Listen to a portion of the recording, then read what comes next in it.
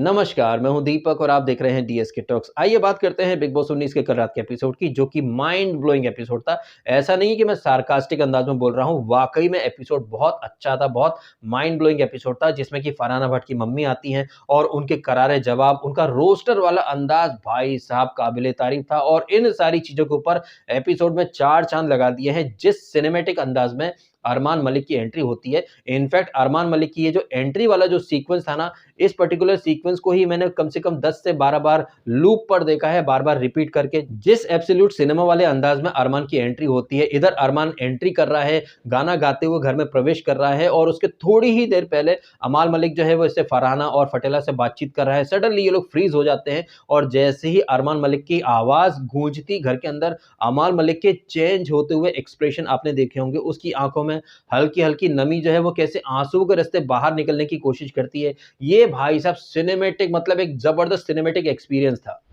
हालाँकि इतनी ज़बरदस्त वाली सिनेमैटिक फ्रेम को कहीं न कहीं चौपट कर देता है, बर्बाद कर देता है शहबाज बादशाह उर्फ फटेला, जो कि अर्धनग्न अवस्था में अपना मोटा-सा पेट निकाल कर के खड़ा था और यहाँ पर कहीं न कहीं वो ऑगी की तरह दिखाई दे रहा था। वो आपको याद ही होगा ना, ऑगी एंड द कॉकरोचेस, उसमें जैसे ऑगी का पेट बाहर आ जाता है, खड़ा रहता है, उसी तरह से ये फटेला भी वहाँ पर पेट निकाल कर के खड़ा था।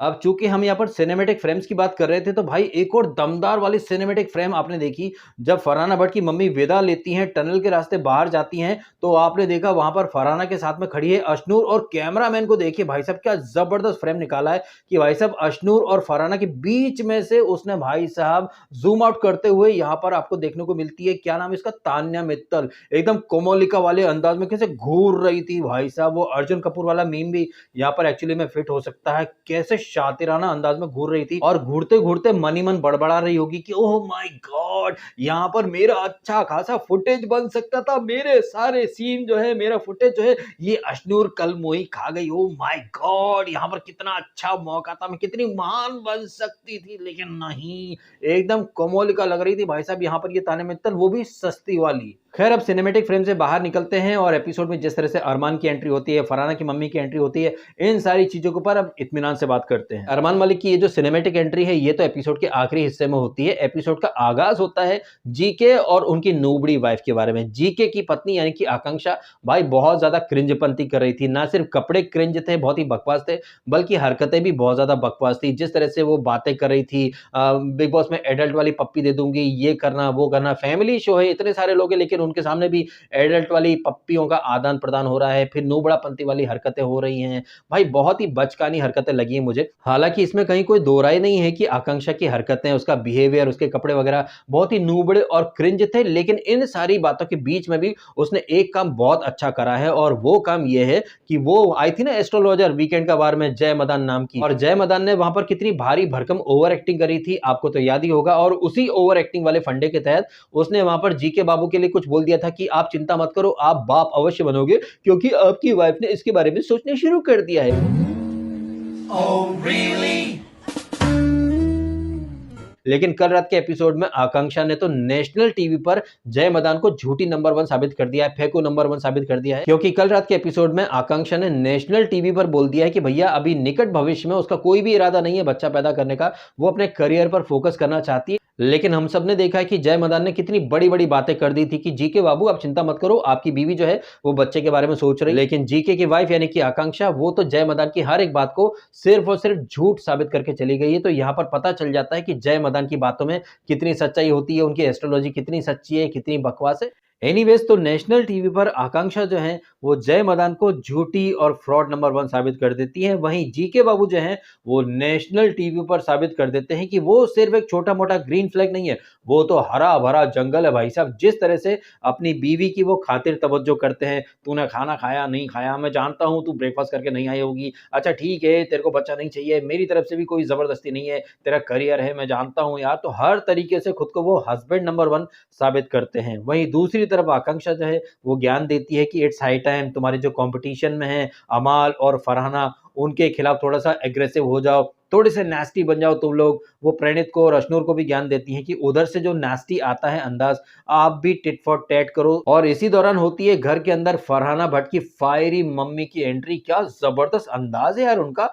और उनका जो फायरी अंदाज था भाई साहब वो काबिले तारीफ था। क्या फायरी जवाब दे रही हैं, सैवेज जवाब दे रही हैं, करारे जवाब दे रही हैं, रोस्ट कर रही हैं भाई साहब। उन्होंने तो अपनी लड़की को ही रोस्ट कर दिया, वो शहबाज को भी रोस्ट कर देती हैं। जब शहबाज बोलता है कि आप यहीं रुक जाओ, मैं तो रुक जाऊंगी, तू निकल जा। या फिर कुनिका जी बोलती है कि आपकी बेटी शेरनी है लेकिन पंजे मारती है। ये पंजे मारना को मालती बोलती है, आई थिंक मालती ही बोलती है। तो वहां पर ये क्या बोलती है फरहाना की मम्मी, अब शेरनी है तो पंजे ही मारेगी ना, मुर्गी थोड़ी ना पंजे मारती है। तो भाई साहब यहाँ पर फरहाना की मम्मी का प्रेजेंस ऑफ माइंड, उनका कॉमन सेंस और इन सारी बातों के ऊपर उनका बात करने का एक अलग ही तरीका, जो कि कश्मीरी स्टाइल आप बोल सकते हैं, जहां पर वो स्ट्रॉन्ग को स्ट्रॉन्ग बोलती हैं, वही अंदाज जो है वो इसका फरहाना का भी है। स्प्लिट्स विला को स्प्लिट विला बोलती है, सब्सक्राइब को सब्सक्राइब बोलती है। तो ये कुछ और नहीं है भाई साहब, इसे बोला जाता है एमटीआई यानी कि मदर टंग इन्फ्लुएंस। अगर आप किसी बिहारी से बात करेंगे और वो अंग्रेजी बोलेगा तो थोड़ा सा बिहारी टच आएगा। आप किसी साउथ इंडियन से बात करेंगे तो उसकी अंग्रेजी में भी साउथ का टच आता है। किसी मराठी से बात करेंगे तो वहां पर भी थोड़ा सा मराठी टच आता ही है अंग्रेजी के कम्युनिकेशन में। और ये सारी चीजें हम अच्छे से जानते हैं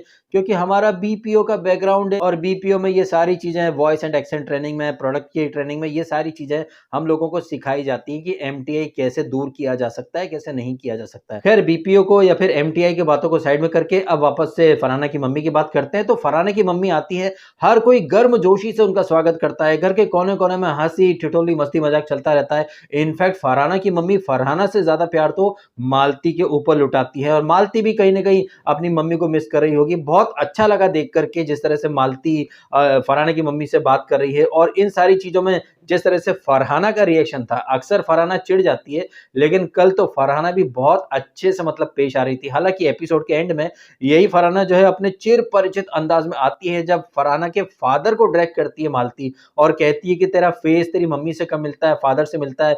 तो फरहाना भाई साहब एक दमदार डायलॉग देती है कि ए मालती, मैंने जस्ट बिकॉज कि हथियार मैंने जेब में रख दिया है, हथियार मेरे हाथ में नहीं है, इसका मतलब ये नहीं कि मैं हथियार चला नहीं सकती हूँ। तो यहाँ पर फरहाना ने कहीं ना कहीं हिंट दे दी है कि फैमिली वीक चल रहा है इसलिए मैं चुप हूँ। अगर फैमिली वीक ना होता ना मालती तो फिर तू मेरा रौद्र अवतार देखती। खैर यहाँ पर फरहाना ने अपना रौद्र अवतार नहीं दिखाया लेकिन तान्या मित्तल अपना नुबड़ा अवतार जरूर दिखाती है। जहां बाकी लोग फन कर रहे हैं, मस्ती कर रहे हैं, वहीं पर ये तान्या मित्तल जो कि भाई साहब दूसरों को मोटिवेशन देती है, यहाँ पर नोबड़ी नंबर 1 बन जाती है और कंप्लेंट करना शुरू कर देती है just like a cry baby. Aunty, इसने मेरी पेंसिल ले ली थी, ये मुझे रुलाती है। आंटी, मेरा शार्पनर ले ली थी, मुझे रुलाती है। एक तरफ भाई साहब ये लड़की खुद को सदी के सबसे महान मोटिवेशनल स्पीकर के तौर पर पोर्ट्रे करती है, हमें हमारी आंखों में अच्छाई रखनी चाहिए, हमारी आंखें अच्छी होंगी तो हमें पूरी दुनिया अच्छी दिखाई देगी। लेकिन एट द सेम टाइम अमल ने क्या उखाड़ लिया है क्या वो फरहाना बट है क्या ले दे करके एक ही पिक्चर में तो उसने काम करा है। अमाल, यू आर अमाल Malik a superstar. At the same time कौन है अमाल, अमाल ने क्या उखाड़ लिया है, but at the same time हमें हमारी आंखों में अच्छाई रखनी चाहिए, हमारी आंखों में अच्छाई होगी तो पूरी दुनिया हमें अच्छी दिखाई देगी। खेवड़े जैसा मुंह उसका, फावड़े जैसे दांत उसके, लेकिन बातें देखो भाई साहब, कभी मोटिवेशनल स्पीकर तो कभी नोबड़ी नंबर 1 बन जाती है। और कल रात के एपिसोड में आपने देखी होगी इस महामक्कार और धूर्त लड़की की ओवर एक्टिंग। हमने सबने देखा कि जैसे ही मॉर्निंग में वो कभी खुशी कभी गम वाला गाना बजता है, ये लड़की भाग करके आती है और गाना खत्म होने के बाद वही हिज्जड़ वाले अंदाज में, मेरी मम्मा आ रही होगी, मम्मा मम्मा मेरी मम्मी आएगी, मम्मा जय श्री राम, मम्मा मम्मा आ गई होगी, मम्मा आ गई होगी, मम्मा आ गई, आप मेरी मम्मा से मिलके जाना। बात तो ऐसे कर रही है जैसे कि मम्मा का नंबर देकर के आई है ये दोगली औरत, जिसने कि अपनी मम्मा का वीडियो मैसेज तक रिसीव नहीं करा था, या बच्चों की तरह फपला रही है, मम्मा मम्मा मम्मा मम्मा। अबे मम्मा तो तब आएगी ना तेरी जब मम्मा को आने के लिए या बुलाने के लिए तूने फोन नंबर दिया होगा। और आसमान की तरफ तो ऐसे देख रही है तेरी मम्मा जो है वो पैराशूट लगा करके कूद रही हो नीचे है, मम्मा को देख रही है आसमान में, मम्मा आ गई होगी, मम्मा तैयार हो गई होगी, मम्मा ये मम्मा वो। अबे मम्मा का दूर दूर तक ठिकाना है नहीं, ये बात इसको भी पता है, लेकिन भर भर के ओवर एक्टिंग करनी बस कैमरे के लिए। और ये जो ओवर एक्टिंग करी ना इसने तान्या मित्तल ने भाई साहब, इस ओवर एक्टिंग के पीछे की कहानी भी आप समझ लीजिए। क्या हुआ था ना भाई साहब, एक दिन पहले जब वो सिंधिया स्कूल में पढ़ा हुआ, अरे सिंधिया स्कूल ग्वालियर में है, दैट मीन्स अयान जो है ना उसे भी ग्वालियर में क्या है कौन कैसा है अच्छे खासा पता होगा इसको, अयान को भी। और जैसे ही अयान की एंट्री होती है सारे घर वाले फ्रीज अवस्था में चले जाते हैं, बट जैसे ही बिग बॉस बोलते हैं कि फरहाना अनफ्रीज, तो फरहाना भाग करके जाती है लाल साड़ी में, उसका दुपट्टा जो है हवा में उड़ता जाए, तेरा लाल दुपट्टा मलमल का हो। जैसे देवदास पिक्चर में ऐश्वर्या राय भाग करके जाती है, स्लो मोशन में उनका दुपट्टा लहराता है, उसी अंदाज में फरहाना भट्ट का दुपट्टा भी लहरा रहा था। और ये जो सिनेमैटिक सीन था, इस सिनेमैटिक सीन को बिग बॉस के घर के कोने में बैठी हुई तान्या मित्तल भी देख रही थी, जो कि एक्चुअली में भाई साहब खुद को क्रेडिट देती है कि बिग बॉस के घर के अंदर अगर कोई साड़ी पहन रहा है तो मेरी ही वजह से पहन रहा है। लेकिन साड़ियों का आविष्कार करा मैंने, लेकिन साड़ी को सिनेमैटिक तरीके से पोर्ट्रे कर रही है फरहाना बट। इना चोलबे, इना चोलबे। तो मैं क्या कोरबे, मैं अगले दिन जब गाना बजेगा तो मैं वो साड़ी पहनूंगी जो कि मैंने 2 वीक पहले पहनी थी। लेकिन ये लड़की जो कि क्लेम करती है कि मैंने 5 सालों से कोई भी कपड़ा रिपीट नहीं करा, लेकिन 2 वीक पहले पहनी हुई साड़ी जिसे पहन कर के ये लड़की कह रही थी ना कि मृदुल या फिर नीलम अगर वो मेरे कैरेक्टर के बारे में बोल रहे हैं तो साबित कैसे कर पाएंगे, क्योंकि मैंने कुछ गलत किया नहीं है। और इन बातों के साथ साथ इसने तान्या मित्तल ने वहां पर और भी बातें कही थी कि कौन है अमाल, क्या वो इंस्पिरेशन बनेगा किसी के लिए, अगर वो विनर बन भी गया तो उसने लोगों को इंस्पायर किया या नहीं किया। आई एम श्योर कि आपको ये सारी की सारी बातें, ये सारे के सारे जो सीक्वेंस हैं, जो सीन्स हैं, ये आपको अच्छे से याद होंगे कि तान्या मित्तल ने कब कौन सी बात बोली थी, तब कौन से कपड़े पहने थे। और यही लड़की जो कि दावा करती है कि मैं 5 साल हो गए कपड़े रिपीट नहीं करे, लेकिन कैसे बिग बॉस के अंदर वो कपड़े रिपीट करती है। और ये कपड़े रिपीट करना कोई बहुत बड़ी बात नहीं भाई साहब, ये तो नॉर्मल सी बात है। बट ये नॉर्मल बात है नॉर्मल लोगों के लिए, बट ये तान्या मित्तल जो है ये तो खुद को बहुत परफेक्ट बोलती है ना। आपको तो याद ही होगा ना नीलम से ये लड़की क्या बोली थी एक एपिसोड में कि परफेक्ट हूं तो क्या हुआ, हूं तो इंसान ही। आ हा हा।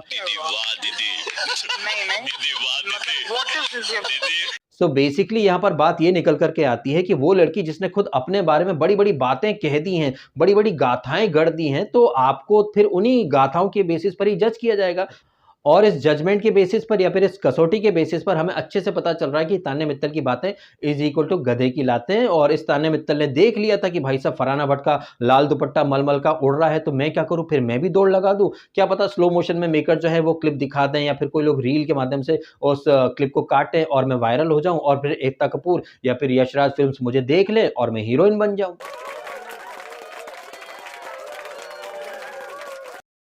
और बीते 80 दिनों में हम सब ने देखा है कि ये तान्या मित्तल कितने ज़बरदस्त तरीके से एक्टिंग के ऑडिशन दे रही है। सलमान खान के अंदाज में कहें तो कितनी क्लेवरली अपने मास्टर स्ट्रोक को ये लड़की एग्जीक्यूट कर रही है, सो दैट एकता कपूर या क्या पता संजय लीला भंसाली की ही नज़र पड़ जाए इस गर्दुल्ली के ऊपर और ये लड़की जो है वो एक एक्ट्रेस बन जाए। हालाँकि ये लड़की जो कि क्लेम करती है कि मेरे पास 400-500 करोड़ रुपए तो ऐसे ही पड़े रहते हैं, तो अब तक वाक़ई में अगर इस लड़की के पास इतने पैसे होते तो जुहू में या वर्ली में या चर्चगेट साइड ये अच्छी खासी प्रॉपर्टी ले सकती थी। लेकिन नहीं भाई साहब, ये अलग ही ख़्यालों की दुनिया में रहती है और उन्हीं ख़्यालों की दुनिया में पड़ी इस लड़की को लगता है कि सारी दुनिया मूर्ख है, आराम से सबको मूर्ख बना देगी। और इसी मूर्ख बनाने की पद्धति के तहत अब इसने फरहाना को साइड में करके मालती का दामन पकड़ लिया है, उसके साथ उठना-बैठना शुरू कर दिया है। अब चूँकि मालती की तबीयत ख़राब है, तो ये मालती की जगह उसकी ड्यूटी कर रही है। इस बारे में भाई साहब कुनिका जी इसके मुँह पर इसको अच्छे से एक्सपोज़ करती हैं कि बेबी स्टॉप विक्टिमाइजिंग योरसेल्फ। तुम दूसरे के लिए ड्यूटी करती हो, फिर गिनाती हो, फिर क्लेम करती हो कि मैं तो सबके लिए अच्छा करती हूँ, ये करती हूँ, वो करती हूँ। यहाँ पर एक्चुअली में तान्या मित्तल जो है वो नेक्स्ट लेवल से विक्टिम कार्ड खेलने की कोशिश कर रही थी,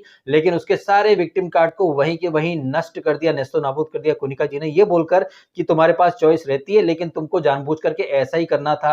होस्ट ने तुमको कई बार इस तरह की बातें बताई हैं, लेकिन तुमको वही चीज़ करनी थी। और ये जो तुम छोटी-छोटी चीज़ पर रो पड़ती थी, हालाँकि ये वहाँ पर भी नकारने की कोशिश करती कि नहीं, नहीं मैं ऐसे नहीं, जबकि हमने सबने देखा है कि खुद ये लड़की पूल में कूदा करती थी, लेकिन जब मालती ने पूल में धकेला तो ये रोने लग गई थी। इन्हीं सारी बातों को यहाँ पर कुनिका जी एक मोटे तौर पर रखती हैं कि तुमने खुद ने खुद को विक्टिमाइज़ के तौर पर पोर्ट्रे करा है, लेकिन एट द सेम टाइम तुम्हें महान भी बनना है, तो प्लीज़ अपने थोड़े माइंड में क्लियर हो जाओ कि तुमको एक्चुअली में करना क्या है। और यहाँ पर इस लड़की का थोबड़ा देखने लायक था। हालाँकि इसने सोचा था कि मैं अच्छे से इनको कुनिका जी को बातों में फुसला दूँगी, बहला दूँगी, अच्छे से मैनिपुलेट कर देंगे, फिर ये भी मेरी हाँ में हाँ मिलाएँगी कि मुझे फरहाना ने धोखा दिया, मुझे अमाल ने धोखा दिया, मैं तो सबके लिए रेड कारपेट की तरह बिछ जाती हूँ, रायते की तरह पसर जाती हूँ, लेट जाती हूँ, फैल जाती हूँ, लेकिन मुझे हर बार धोखा मिला है। ये वाला नैरेटिव ये लड़की यहाँ पर दिखाना चाहती थी, घुमाना चाहती थी। ये तान्या मित्तल यहाँ पर ये भी साबित करना चाहती थी कि जिस फरहाना भट्ट से पूरा घर लड़ रहा था, मैं उस फरहाना भट्ट की सखी सहेली बनी थी, लेकिन उस फरहाना भट्ट ने मेरी पीठ में छुरा भोंक दिया। मैं अमाल के लिए इलायची पानी बनाती थी, मुझे हर जगह से सिर्फ धोखा मिल रहा है। राम राम राम राम राम राम। लेकिन यार आश्चर्य की बात है कि इतने सारे कंटेस्टेंट हैं, बाहर से मेहमान भी आ रहे हैं, कोई भी इस गर्दुल्ली के मुंह पर एक थप्पड़ नहीं मारता कि साली गधे की बच्ची, जब तू तेरे झूठ पकड़े जाते हैं, जब तू फंस जाती है तो सडनली तेरे आंसू बाहर आ जाते हैं और मुंह से राम राम राम जपना शुरू कर देती है। लेकिन जब तुझे थोड़ा-सा पंप किया जाता है, तुझे थोड़ा-सा क्लीन चिट दे देते हैं मेकर्स, तो सडनली तू राम-राम सब भूल जाती है। तब तो तू जीभ निकालती है, स्वेटर पहनती है, बकलावा-फकलावा करती रहती है। तो तब तेरे अंदर का ये भक्त या फिर ये जो स्पिरिचुअल इन्फ्लुएंसर है जो कि राम, राम, राम जपता फिरता है, तब तेरे मुँह से किसी भगवान का नाम हमको सुनने को क्यों नहीं मिलता? इस तरह की बातें होनी चाहिए थी। लेकिन नहीं, इस तरह की कोई बात नहीं हो रही। लेकिन हाँ, अरमान मलिक जो है, ये अमाल को अच्छे से समझाने की कोशिश करेगा आज रात के एपिसोड में कि कैसे तान्या मित्तल लोगों को इस्तेमाल करती है, कैसे लोगों के इर्द-गिर्द एक अलग ही नकली मायावी माहौल बना देती है। जैसे कि वो राजू-काजू की कहानी सुना करके एंटी अमाल नैरेटिव बनाया था उसने, तान्या मित्तल ने। इसके बारे में अरमान मलिक शायद आज रात के एपिसोड में बात करेगा। और उसके तुरंत बाद हमें देखने को मिलेगी मलिक ब्रदर्स की म्यूजिकल नाइट। अब चूंकि अरमान मलिक आया है तो मेकर जो है उससे टीआरपी तो लेंगे ही ना। और उसके पहले हमें देखने को मिलेगी मोरे ब्रदर्स की दमदार रोस्टिंग, जहां एक तरफ मलिक ब्रदर्स की सिंगिंग, वहीं दो भाई दोनों तबाही यानी कि मोरे ब्रदर्स अपनी दमदार रोस्टिंग से सारे घर वालों को रोस्ट करेंगे। ये सारी चीजें हम देखेंगे आज रात के एपिसोड में। और कल के एपिसोड में जो मोटे तौर पर जो बातें हुई वो तो मैंने आपके सामने रख दी हैं, जहां पर कि फरहाना की मम्मी आती हैं और अरमान मलिक की एंट्री होती है। और उसके पहले जीके की वाइफ जो है, जो कि नेशनल टीवी पर साबित कर देती है कि जय मदान की बातें इज इक्वल टू गधे की लातें। कितनी बड़ी बड़ी फेंकम फेंकी करी थी ना जय मदान ने। लेकिन हाँ, ये जो आकांक्षा जो है ना, इसने ना सिर्फ जय मदान को एक्सपोज करा, बल्कि तान्या मित्तल भी भाई साहब जल भुन करके राख हो गई जब तान्या मित्तल के मुंह से एक बात निकली कि ओह, मेरा तो भाई-भाइयों को देखने का पर्सपेक्टिव ही, पीओवी ही चेंज हो गया है। ये भाभी थी, इसे देख कर के तो मैं खुद को आंटी मान रही हूँ। तू एक्चुअली में आंटी ही है, गधे की बच्ची। तेरे अंदर सारे लक्षण आंटियों वाले हैं। आंटियों नहीं, तू दादी और नानी टाइप की बन चुकी है। अब ये था मेरा ऑब्जर्वेशन या फिर मेरे रिएक्शन कल रात के एपिसोड के बारे में। आपके ऑब्जर्वेशन या फिर आपके रिएक्शन क्या रहे जिस तरह से जीके की वाइफ ने नेशनल टीवी पर जय मदान को झूठी और फेकू और फ्रॉड डिक्लेयर कर दिया है? इसके बारे में आपके क्या ओपिनियन है? और जिस तरह से फरहाना की मम्मी और अरमान मलिक की जो सिनेमैटिक अंदाज में एंट्री हुई है, इस एंट्री के बारे में आपके जो भी है रिएक्शन कमेंट के माध्यम से शेयर करके अवश्य बताइएगा। वीडियो अच्छा लगा है तो लाइक जरूर करें और करें चैनल को सब्सक्राइब यदि आपने नहीं किया है तो। मिलते हैं आपसे अगले वीडियो में। फिलहाल आपने समय निकाला, वीडियो देखा, आपका बहुत बहुत धन्यवाद। Thank you so much.